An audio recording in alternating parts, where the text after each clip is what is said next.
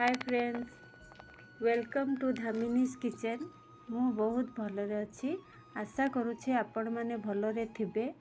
आज मु लंच रे जह्नी को देखंतु एही भली गोटा मझिरु काटी देइछि, ता भितरे सोरिष बटार स्टफिंग देई देइछि।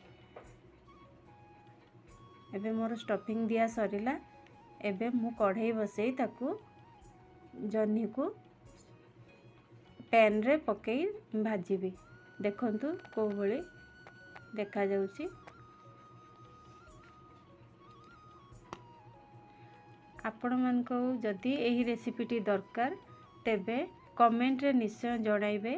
मु एही रेसिपीटी को नेक्स्ट वीडियो रे देबा को चेष्टा करिबी। हाँ, आ गोटे कथा, मु न्यू कंटेंट क्रिएटर अटे, तेणु मो चैनल को सब्सक्राइब करने को जमा भी भूलिबे नहीं। हाँ, जेहेतु मु न्यू कंटेंट क्रिएटर तेणु मोर कहवा शैली टिके अलगा अच्छी, तेणु जदि भूल होबो ताहले क्षमा करिवे। देखंतु आमर लंच रे एबे कलरा भजा, भात डाली तो आमर कंपलसरी, कलरा भजा अच्छी, छुई एवं आलूर गोटे भजा अच्छी, मसला दे भाजीचु एवं जह्नी भाजीचु स्टफिंग देकी।